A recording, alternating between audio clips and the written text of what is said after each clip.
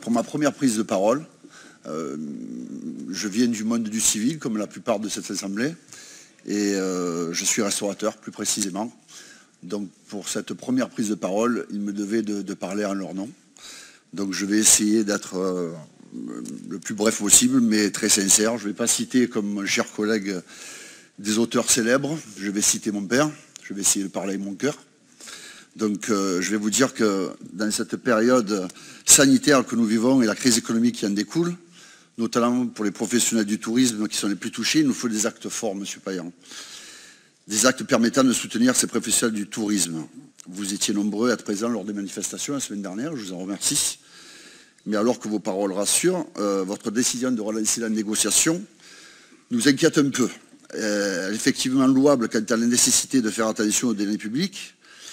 Mais nous, ce qu'on a peur, c'est que vous preniez le risque qu'un événement comme la Coupe du Monde soit loupé.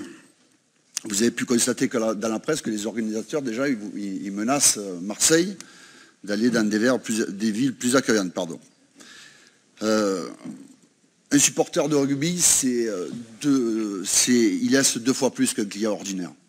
En tant que restaurateur, on ne peut pas se passer de clients comme ça. Le top 14, si on se réfère au dernier événement de rugby à Marseille, ça a été... je ne vous parle pas de l'image du rugby qui a été hyper positive pour la ville, mais surtout pour la restauration.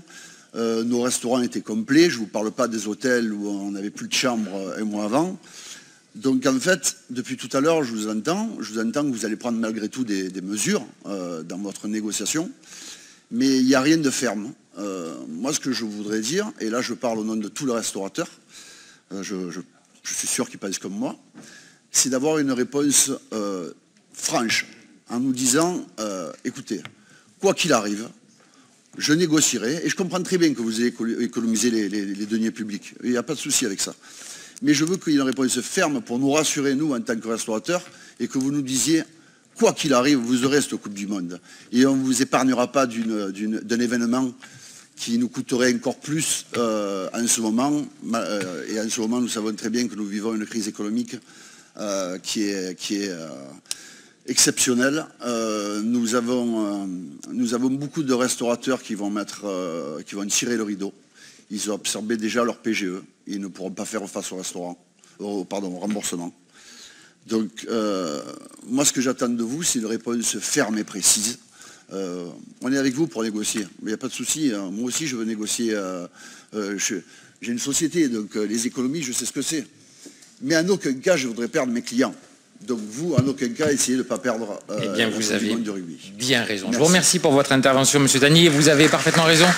Cette question-là, elle est très importante. Rassurez-vous, rassurez-vous.